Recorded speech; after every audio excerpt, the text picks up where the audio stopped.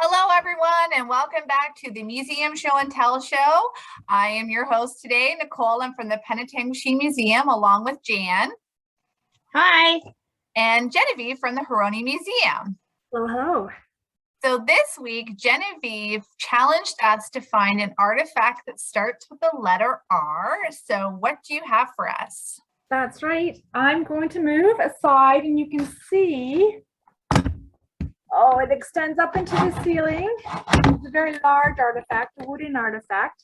It is actually the rudder from the ship.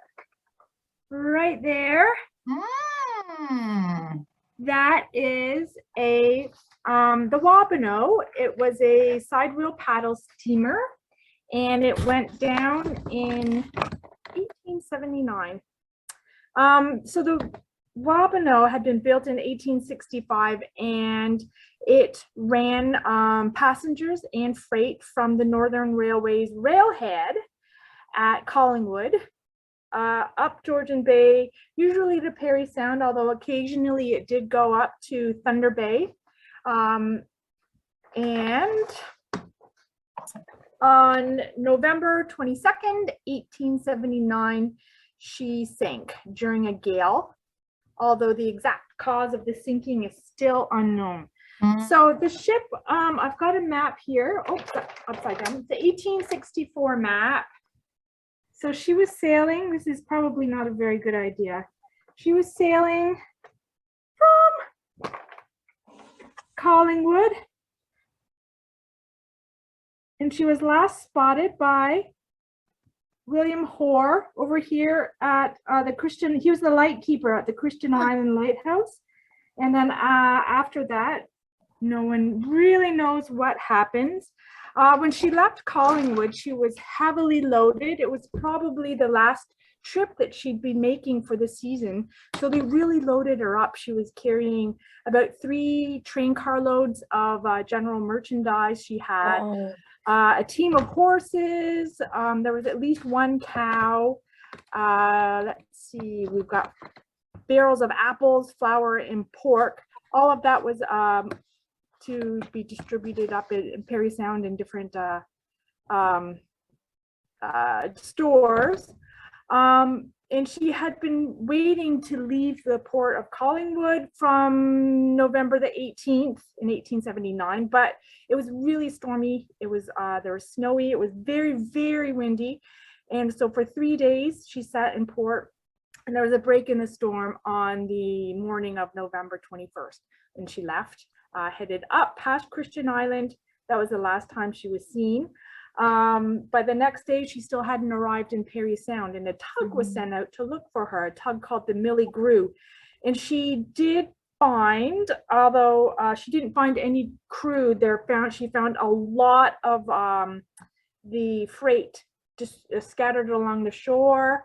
They picked up a lifeboat, some life preservers, furniture from the cabin, the ship's ledger, and part of that paddle wheel box on the side of the ship with the letters WA painted on it. And none of the bodies were ever recovered, none of the bodies of the people on board, and there were about 24 people, 18 crew and a number of passengers.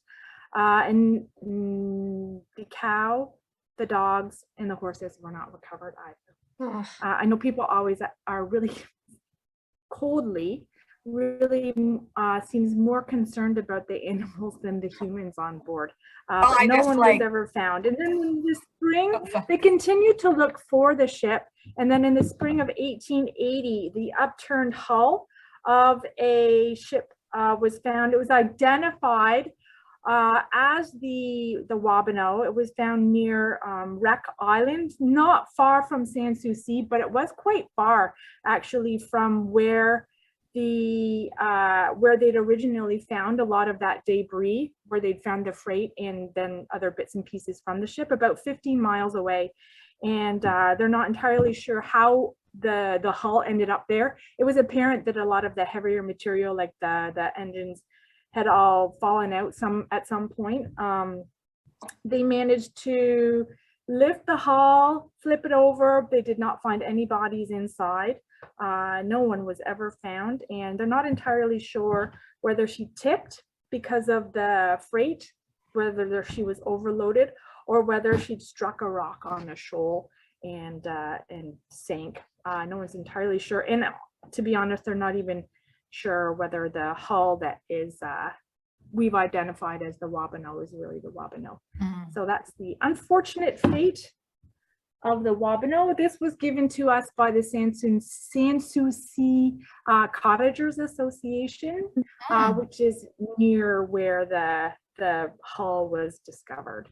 So they lifted it and gave it to us, I think it was 1996. But to be honest, I'm not entirely sure when the rudder was removed from the wreck. We do have a number of other small pieces as well, and I know that the anchor is up in Perry Sound today in a park, and you can go visit I always loved that rudder when I was there. It's really magnificent. It's so big, and yes. And it's a really tangible piece of a really sad history.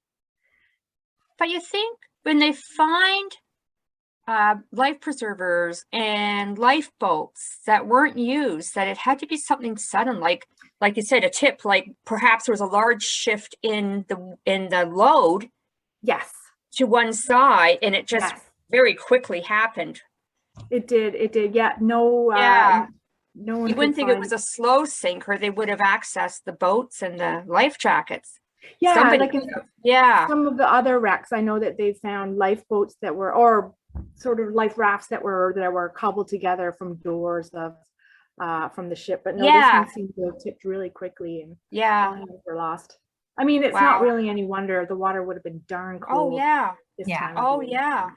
And we know how the waves can get, Yes. Yeah. And if you're wearing winter gear and you go over, you'll sink.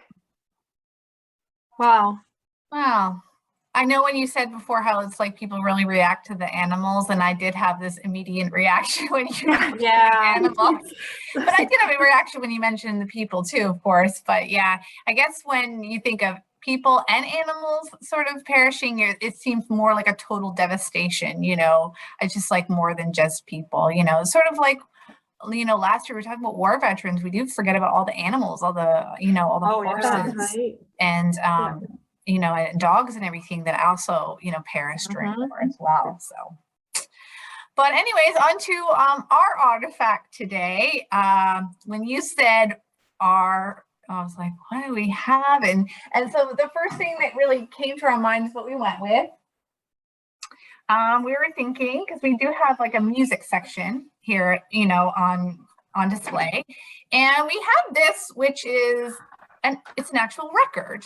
And when people go and walk around and look through, sort of the older generation, maybe my generation a little bit older, I'll point them like, this is a record, and they're like, wow, that's cool. Anyone younger, like much younger, be like, what's a record? Like they have no idea what a record is. But for some of us that know what a record looks like, which is more, this is more the standard, record that we know of.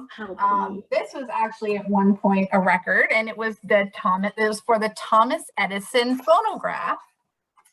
And we have this is our photograph that we have on display out in our collection. And as we know, Thomas Edison was an inventor, and so he had a patent on a phonograph from 1878, and the original the original records that he used for it were made out of a paraffin paper. So they were very sensitive and they would wear out quite quickly. And the quality of the phonograph was really good, but you almost had to be a professional to use it because of this paraffin records that you had to use with it. So he eventually turned over into the early 1900s into this, which he called the Edison Blue Emerald record. And so inside, so this is actually just a cover, but inside is what you would put, it's just kind of stuck in there. You can see right there come out. So this is actually the record part that you would put on your phonograph. It was celluloid on molded plaster core. And each one of these records played a song of 4 minutes and 25 seconds. Oh, goodness me. Mm-hmm. And so he sold this up until 1929. And his biggest competitor was the Victrola. So, which is still, you know, a business today, but this is sort of what ours, it's on display, which you could then use this record on, and it was much more user friendly just to put this on and put the needle and play. This was way more finicky to put into a phonograph and get it to play correctly. And so it really came down to quality of the product versus, you know, easy, you know, mass producing and being able for more people to be able to play. So that's why in the end the Victrola sort of won out, because, you know, it was not better quality, but it was just a lot easier for an average user to use. And then of course, you know, more companies started to compete with that. They had more people start to record on the record, make records. And so there was just more mass production. And we also know that through the time, we know the different technologies that come and play. And it's not always the one that is the best quality that seems to win out. I remember when I was younger, there was a battle between like VHS and was it Beta? You know? Beta. Yeah, that's right. Yeah. Beta. Yeah. And, you know, there was, you know, I remember we had VHS and at first Beta seemed to be winning, but in the end VHS won out of Beta. But they always say Beta had a much better quality than VHS, but popularity wise, same with Laserdisc versus CDs. And it will continue on. I'm sure there's going to be, you know, well, now everything's digital, but I'm sure there'll be new forms, you know, in the future. But I feel like this Thomas Edison versus the Victrola was kind of like that first competition between companies competing for, you know, the best quality when it comes to innovation. So that's our artifact for today. Wow. It's really interesting too that you could only get a song, I guess something that plays something that was 4 minutes long, but whereas with an LP, even if you had a series of them, you could play something like an opera or Yes. Gilbert and Sullivan musical or something. And yeah, it would be interesting to see if you could ever devise something quite a bit longer that you could play. Do longer than, yeah, I think it's just, yeah, there's I don't know. a series of these that you would have to purchase to get, you know, Yeah. albums weren't really a thing back in you know, this ended in 1929. And so it Yeah. really was about the single back then. Albums really weren't a thing. Even this right here has, it only has 2 songs on it. Oh, And goodness. I'm sure, yeah, they are, and this was made in 1908, this record. And I'm sure each song is probably only a few minutes, you know, a couple minutes long anyways. So, but yeah, it's interesting, right? I always thought it was neat to see that kind of small little records that we have. So next week we get to challenge you again. So Jan, do you want to give her our challenge? Sure. Okay. What we've come up with for you is we thought about how we've already done our favorite artifact. Yeah. But when we have families coming through, we really want to get the children's interest. And so we're just wondering what you think would be a child's favorite artifact in your museum when they come in. What are they most interested in? What do they talk about, or what do they look at the longest or want to interact with? Because families are very important to museums, and we want to interest the children so that they will be interested in museums when they get older. So, and it's always fascinating to see when you do get families coming in, how different members sort of gravitate towards different artifacts. And so we're just thinking, what is from a child's mind? What do they seem to be attracted to? So something like this, as I said, they don't know what a record player is. Probably most of them. So all right, so that's our challenge for next week. yeah, I look forward to seeing what we both come up with, and I'll see you again next week. Bye. All right. Bye, everyone. See you next week. Bye.